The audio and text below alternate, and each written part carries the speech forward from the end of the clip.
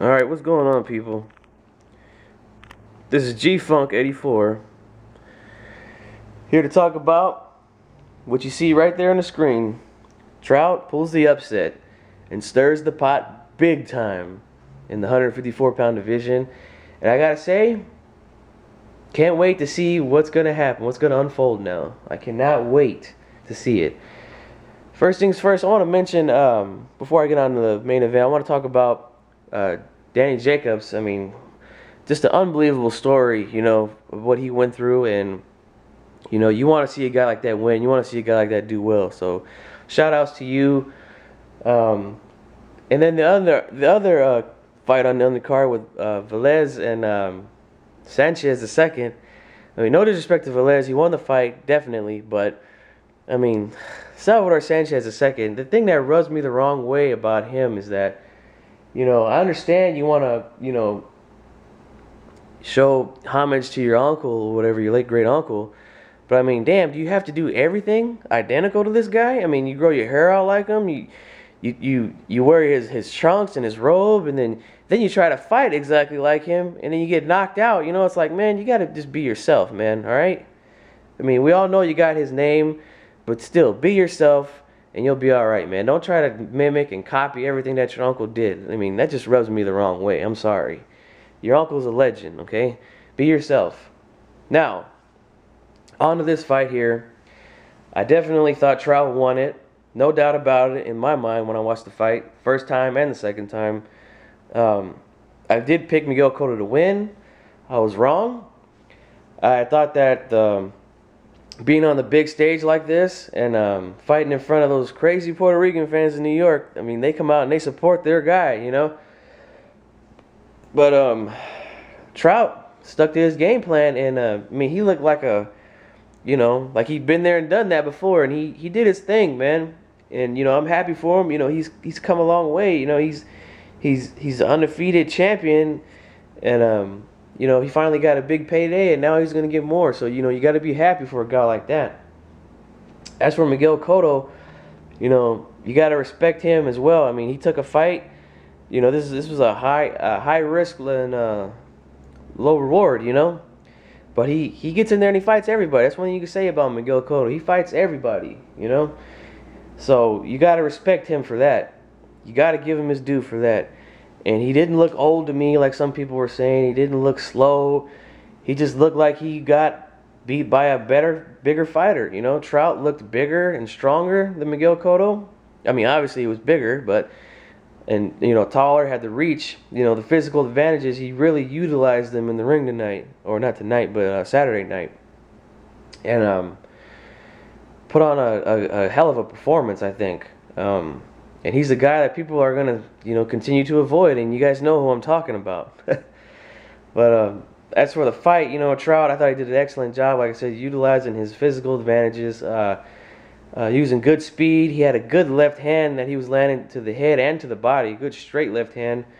You know, he showed good footwork and defense. He was, you know, pivoting, twisting and turning the upper body to avoid good punches from Miguel Cotto. And he, you know, he did his thing, man. I mean, Cotto had his moments, you know, here and there, but it just wasn't enough for me. You know, it just was not enough. Trout did a hell of a job of just keeping him on the outside and you know, controlling the ring. Hell of a fight. I mean, he's going to be a problem for anybody in this division, I believe. Excuse me. Yeah, I think he's going to be a problem for anybody. And you know, after the end of when the fight was over, you know who he called out? The guy that was sitting ringside, Canelo Alvarez. Now let's see if the boy has enough stones to get in there now. You know, when Ortiz lost to Lopez, he had no problem taking on Lopez, right? After he pulled the upset. So he should have no problem getting in there with Trout, right? Exactly. But will he do it? That's another story. You know what I'm saying? After what he saw tonight or Saturday night, I don't think so. I don't think he's gonna get in there, and I don't think he wants any parts. Matter of fact, I've already heard somebody said that he came out last week, a few days before the fight, and he said he has no interest in fighting Trout. So if he had no interest before the fight, I wonder what his interest is now. Like he just totally avoid him at all costs, you know, probably. So we'll see what Canelo's gonna do now. He'll probably try to fight Miguel Cotto still, even though Cotto lost. Or you know, I saw him sitting next to Danny Garcia or a few seats away from Danny Garcia. Hey, who knows? He probably said, "Hey, Danny, if you beat Zab Judah, maybe I could talk you into coming up to 154 and fighting me." You know, he's starting to get used to beating up on these junior welterweights. You know what I'm saying? But anyway, get in there and fight this guy, man. I mean, enough's enough with all the gimmicks and all the ducking and avoiding you've been doing of any elite competition at 154 pounds. You know, get in there and fight, man. Get your ass in there and fight. And this is what I've been saying to you Canelo fans, all right? When I criticized him after he knocked out Lopez, and when I said he could have fought a number of people in the division, and one of those names was Austin Trout, I named. And you guys, oh my God, you guys blew me out of the water. I mean, you guys were, oh man, who the fuck is Austin Trout? Trout ain't nobody. Oh, he beat Delvin Rodriguez, so what? Trout's a bum. Watch, Cotto's gonna knock him out. Knock him the fuck out, is what you guys said. And this is exactly why I've been telling you guys, you gotta get in there and fight the damn fight, okay? I don't give a damn who you beat or whatever. If you got a belt, you know, go get it. The guy's got a belt, you know what I'm saying? Go in there and get it. You got to fight the damn fight. Anything can happen. This is boxing, folks, all right? Just because his name is Canelo Alvarez doesn't mean he's just going to automatically win. You know what I'm saying?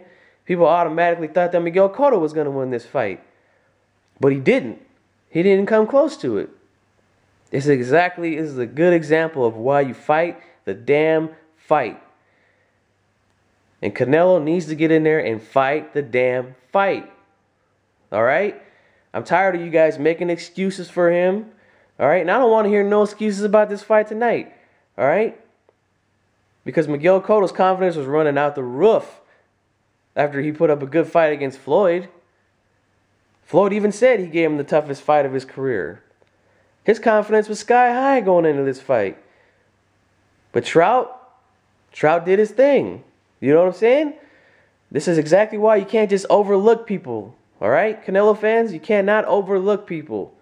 Just because he's got the big name doesn't mean he's just going to run through everybody, all right? Get in there and fight the damn fight for once, all right? Get your ass in there and fight Austin Trout. He deserves it, okay? He pulled the upset just like Lopez did, so you have no excuse now, all right? None. No fucking excuses no more, Canelo. Get in there and fight. So that's all I really got to say about it. Trout pulls the upset, stirs the pot big time. Let me know what you guys think. Holla at me if you want to, you know, leave me hateful comments or whatever, you Canelo fans. Like I said, stick to boxing, all right? I have no problem talking boxing with you. But if you want to take it to another level, then your comments are just going to get deleted. Because I ain't got time for that shit, all right? Talk boxing with me. So, there it is there. Trout upset. Let me know what you think. G-Funk, signing off.